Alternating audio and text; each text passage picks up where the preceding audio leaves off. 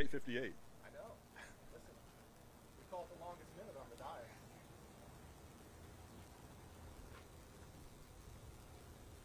Well, we need to get started because Chief is in full dress over there. Yeah, we went casual. I'm feeling for you, Chief.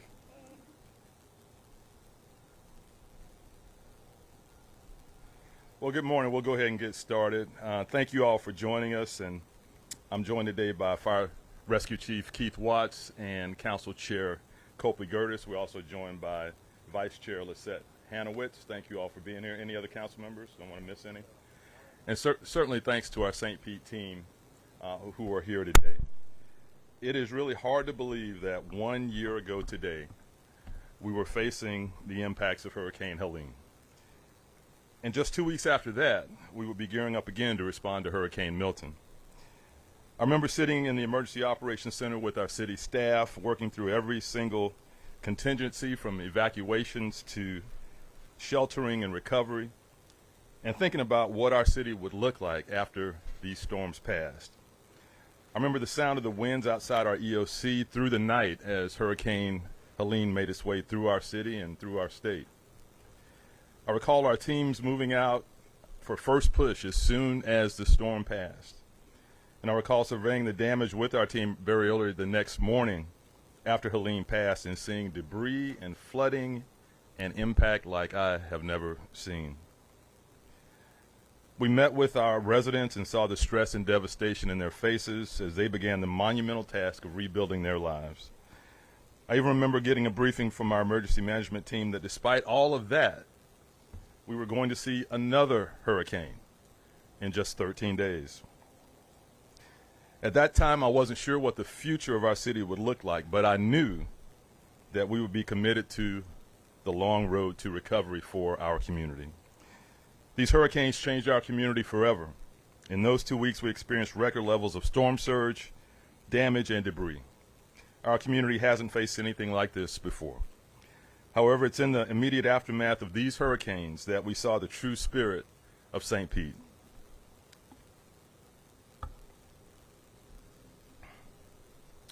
Our neighbors moved into action and began helping people haul debris off their property. Organizations were hosting food and supply drives for anyone impacted by storms. It was truly incredible watching the community band together after back-to-back storms. We're here at Tropicana Field today to reflect on the last year since Hurricanes Helene and Milton. As you can see behind me, we've made great progress on Tropicana Field repairs in the last year, and I want to thank our staff for their hard work. I'll provide a brief update on those repairs later in my remarks. Also, later in the press conference, we will recognize some of the remarkable individuals and organizations that displayed true community spirit and innovation in their recovery efforts. These individuals and organizations identified a need in the community during the initial aftermath of the storms, and in the last year have since developed that idea into a larger effort or program to better serve the community for future disasters. The people we are recognizing today demonstrate the true spirit of what We Are St. Pete truly means. In addition to our one-year recognition, we'll also provide an update on our long-term recovery efforts to date and highlight Fire Rescue's new high water rescue vehicles. In terms of long-term recovery, we know it will take years to fully recover from the back-to-back storms of 2024. Long-term recovery is a massive and complex undertaking that will take some time. In the initial aftermath of the storms, our focus was on immediate short-term recovery. This work included things like finding short-term housing for impacted residents, removing debris throughout the city, and facilitating recovery funding for our community. We took extraordinary efforts in our initial response, including establishing the We Are St. Pete Fund and establishing a hometown recovery haulers program. I'm proud of those efforts and the work our city team did in the initial aftermath of the storms. However, in the last year, we've also made incredible strides in our long-term recovery efforts. Long-term recovery will require perseverance. Our city team has made this their priority in the last year, and I'm proud to discuss just some of the work that they've accomplished today. To date, we've secured approximately $40 million in reimbursements from FEMA. We've received reimbursements for projects that included debris removal, emergency protective services, and other actions taken from the hurricanes. In addition to our FEMA reimbursements, we've received approximately $13.9 million in insurance payments to date. To date, that's a total of approximately $54 million secured to help our city recover. We continue to work with the Florida Division of Emergency Management and FEMA to secure additional reimbursements for our remaining projects. We also successfully launched the Sunrise St. Pete program with $159.8 million in funding from the U.S. Department of Housing and Urban Development.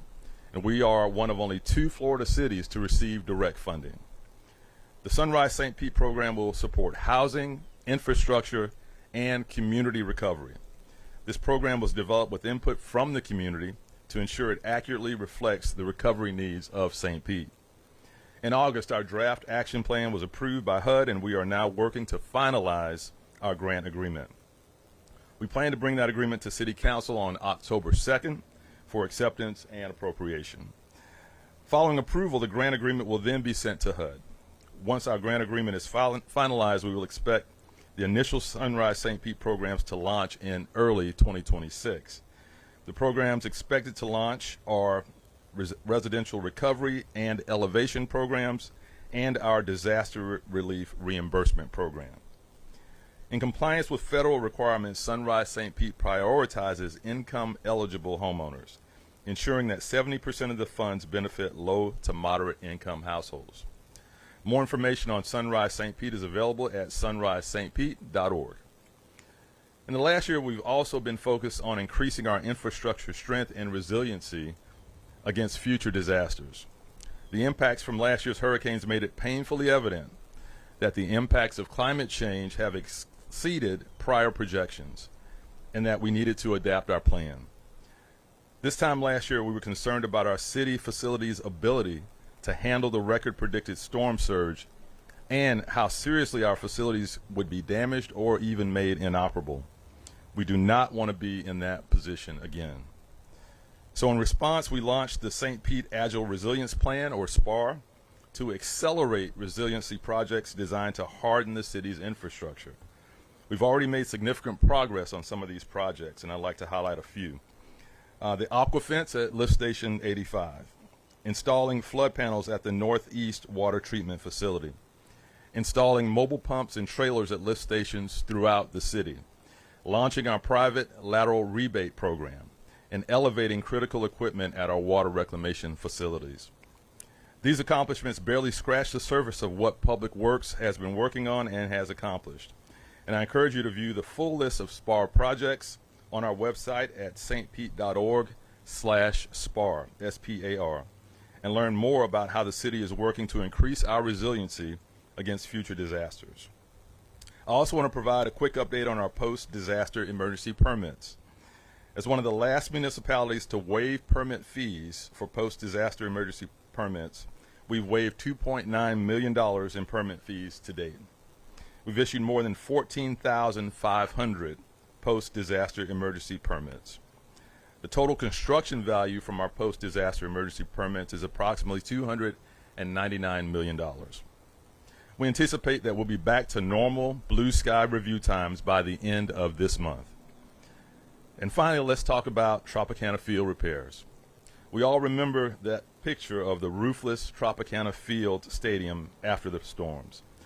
That image really captures the violence of the storms and the significance of the impact. However, a year later, we have made significant progress on our repairs and anticipate the stadium will be ready for the 2026 season. I've been able to get a behind-the-scenes look at the repairs, and I truly admire the workers who you probably see working now, who are fearlessly repairing this roof, and very skillfully. 6 roof panels have been successfully installed. I thought I counted 7 on the way in. I know they're working on 2. Are we up to 8? Up to 8. In terms of non-roof repairs, we've submitted permit drawings for interior repairs, and those are currently under review. We anticipate that the roof installation will be completed by the end of the year, and will start on turf installation and other major interior work at that time. And again, we anticipate the entire project will be completed by April 2026. And kudos to our team and our contractors. In closing, overall, you'll see it's been a busy year since Hurricanes Helene and Milton impacted our community. I want to thank our city staff for their dedication, tenacity, and perseverance. They've worked to rebuild our community as many were rebuilding their own lives and homes. They've accomplished this monumental feat while also balancing their other everyday responsibilities in the city. We will never forget the lasting impacts these storms had on St. Pete, and I'm honored to be here with you today as we reflect on the last year. I'll now turn it over to Fire Rescue Chief Watts, who has some exciting things to share regarding our brand new water rescue vehicles. And after Chief Watts, we'll hear from our Chair Copley Gertis to highlight some of the community innovators that I mentioned earlier. It's been a long year. It's been a productive year. I couldn't be more proud of our St. Pete team. We are St. Pete. Chief Watts.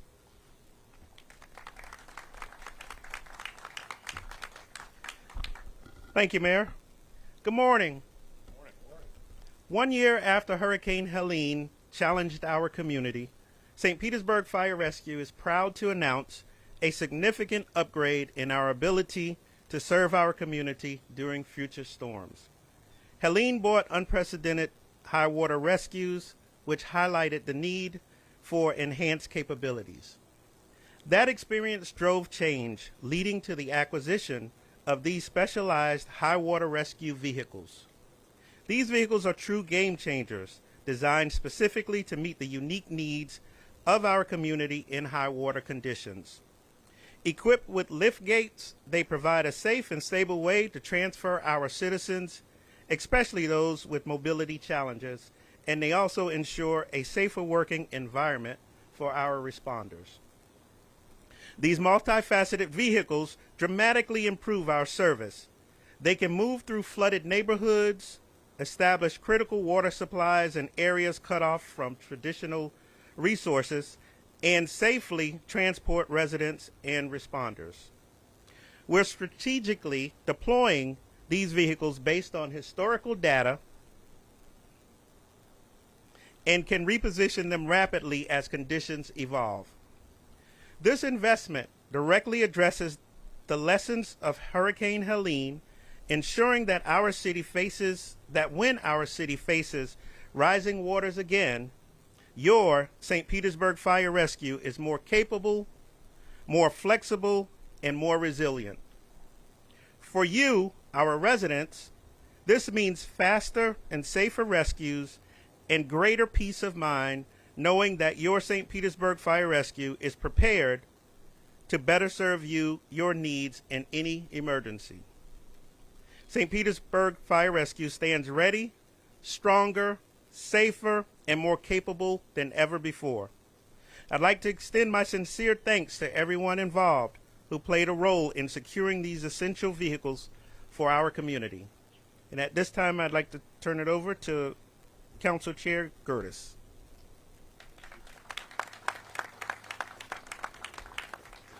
Good morning, everybody.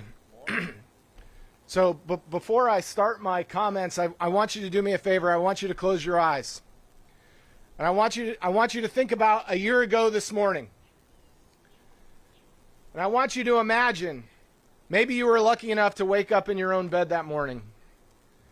But there were some people who woke up in their bed and water was on their floor. They were on their kitchen counters. Maybe they were miles away at a friend's house or a VRBO or a hotel because they evacuated. Some of the staff here today woke up in EOC. Our emergency management department were out in the streets inspecting to make sure that it was safe for our residents to use those roads, to get to a hospital, to get to food, to get to gas. That's what that morning looked like.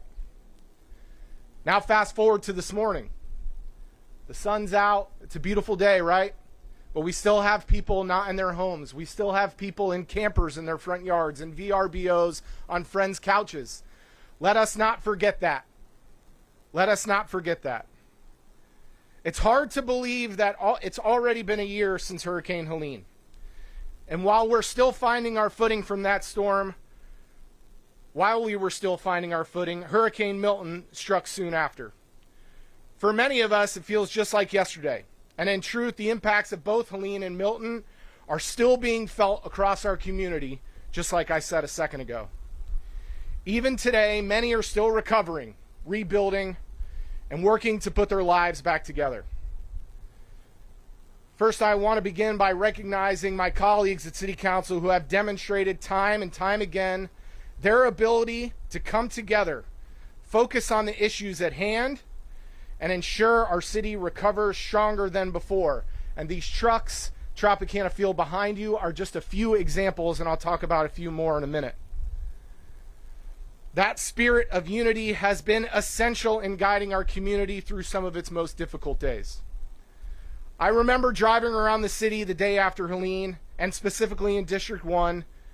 I saw firsthand the damage these storms did to the hearts and souls of our community, not just their homes and their property. It was astounding. And in that moment, it became very clear to me just how much work lay ahead of us. But in that immense uncertainty, I saw something truly remarkable. Neighbors helping neighbors clean up their yards. Strangers checking in on one another. Acts of kindness and generosity beyond compare. In a moment that could have felt dark and overwhelming, the best of humanity shined through in the city of St. Petersburg, like the sunshine did the next morning after the storm. And Mayor, I have to say, Sunrise St. Pete is the perfect name for our disaster recovery dollars, because the sun will continue to rise in St. Petersburg. Fast forward a year. I couldn't be more proud of staff. I will double down on this. I could not be more proud of staff. The departments across the city, there are too many to name, that went day after day, hour after hour, minute after minute to make sure that our community was safe, is one of the most remarkable things I have ever seen in my life. I want to give one shout out, like I did a couple of weeks ago, to our codes department. Our codes department in a normal year sees about 35,000 codes violations. This year to date, they are dealing with 55,000 because of continued investment in the storms from a year ago. That means over the last year, they have not been able to do the regular work of their department. They continue to invest on storms that happened a year ago. I could not be more proud of that department. Together, we've removed 2.1 million cubic yards of debris. You've heard me describe that. I won't do it again. We've installed an aqua fence at Lift Station 85. Greenlit high water vehicles. Vice Chair Hanowitz, thank you for your leadership on that. And hardened the Northeast Water Reclamation Facility. You've heard me say it before. It's not how hard you get hit, it's how hard you can take the hit.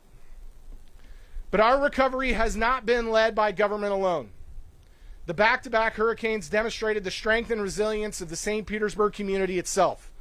Over the last year, many local organizations have stepped up, finding innovative ways to support families, rebuild neighborhoods, and reimagine what recovery looks like for all of us. Today, I want to highlight some of those recovery innovators who have joined us today. And if you would please stand. Radio St. Pete, Sarah Hips, Show Up Relief Alliance, I Care, Disha Marshall with Kenwood Neighborhood Association, Matt Thorne with Shore Acres Neighborhood Association. Personally, from me, all of you, we could not have done it without you. Frankly, I would not have wanted to do it without you. Thank you for your partnership and your continued investment into the resiliency of this community. The work is not done, but as I look around, I can see the sun rising. I can see things moving forward. And as we carry the lessons we've leaned into today, into the future, we continue to shape the decisions that make our city safer, stronger, and more resilient. Thank you.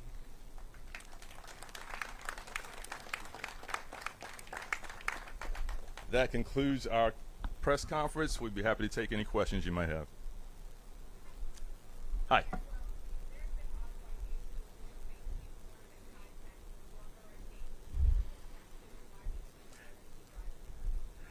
You know what? I guess the logistics. Can you say that again, like louder?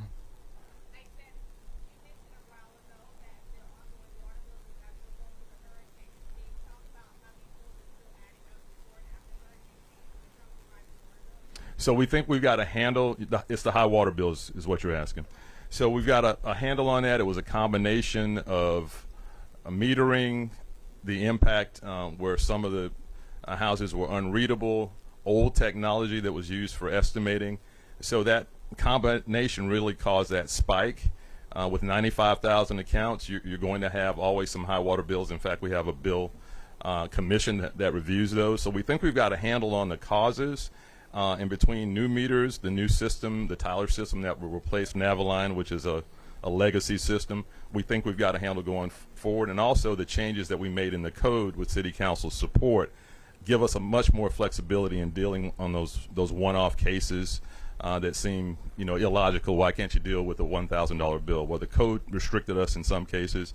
All those things have been in place. So we think we've got a handle on it. There will still be high water bills when you've got almost 100,000 accounts, and we think we've got a way to deal with those on an individual basis.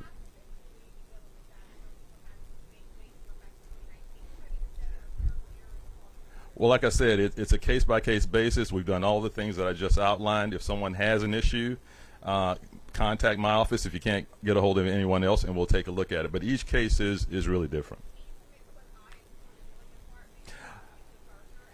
We are looking at that as a priority. We've been committed to that, and we'll continue to be committed to it. Yeah. You want to? Okay. Assistant Administrator Tom Green has some comments on that. Good morning. To the mayor's point, we track and monitor a couple of different metrics with respect to bills. And one of them, or a combination of them, is 2 times and 4 times the 3-month prior average. And so the numbers that we're seeing show that we have normalized to pre-storm readings from, let's take July of 24. The numbers in July of 25 are very similar with respect to 2 times and 4 times the 3 months prior consumption. So we believe that it's normalized. There are certainly cases, individual cases that we're working with customers on, but the 2 times and 4 times has normalized to pre-storm. There are some people who have those things before Hurricane Helene, from 2022, who said that their consumption is really had to jump and it goes back to normal. You're actually had multiple meter spots. I mean, those errors. Yeah. And we're working through all those individual cases on a case-by-case basis. It's really difficult to answer all of those at one time, but we are working with our customers to address those issues. Mr. Reporter, can we get another outlet, please? Do they get fire chief Watts to talk about the used vehicles? How much water can they travel through? The cost? How many do you guys have? Absolutely. Yeah, maybe talk about how many rescues you guys did during Helene, roughly. Absolutely. Chief? So I will bring up Deputy Chief Brett Siskowski, who can answer in detail more about the high water vehicles and the number of rescues that we had last year.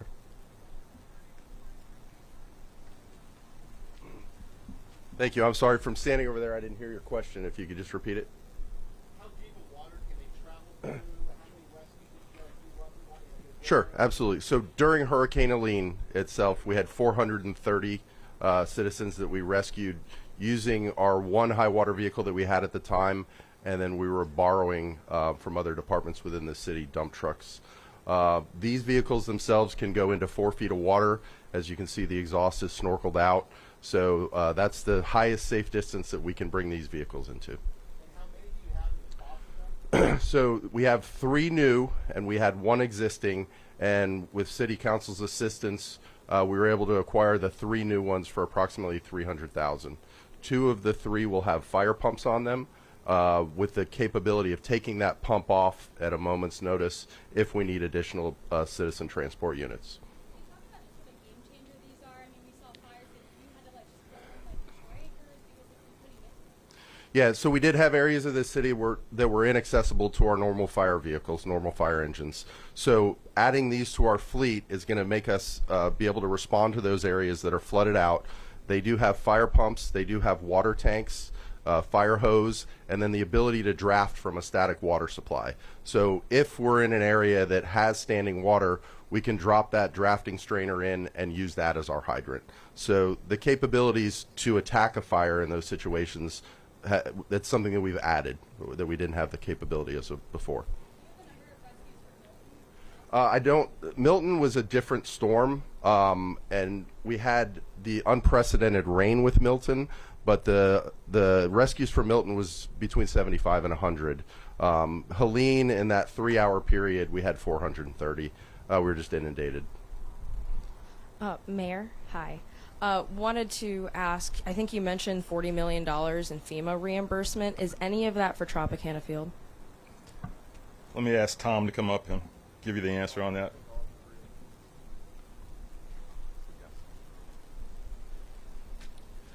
No, none of those, or no, zero of that is for Tropicana Field. We're still in the process of, as you can see, it's under construction. And when this project is completed, then we will have all the information that we can submit to FEMA for reimbursement. But we have been in long time communication with FEMA and the state of Florida, FDEM, to ensure that we're in the right position so that when we are concluded with the project, to submit that for reimbursement. Okay, so that would be submitted next year. When the project is completed, yes. Okay, and is there a limit on, you'd have to get a response within a year or a calendar year, or what's kind of the time frame for reimbursement? That is a very good question, and it really varies. It is so hard to forecast how quickly projects move through the process. Mayor mentioned in his opening remarks that some of the reimbursements we got were for things that we did prior to the storm. So sometimes those projects move very quickly. On big projects like this, it'll probably take longer just because of all the moving parts and all the different pieces of analysis that needs to go into it. Thank you. What is the backup plan just in case Tropicana Field is not ready by opening day? I'm not sure there is one. We're going to do everything we can to make sure it's ready. If if there's some act of God, then we'll have to adjust to that. But we plan to be ready for, I don't know if it's opening day per se. I think they open at home. Right. Yeah, home opening. Right. But everything is on schedule. Don't jinx it, Colleen. But, the plan is to have it ready. If there's an act of God, we'll deal with it. Okay. And do you have have you met with the new prospective buyers yet, or do you have a meeting scheduled? As soon as it's appropriate for us to do so, after the sale is finalized, we will. Are there any other questions?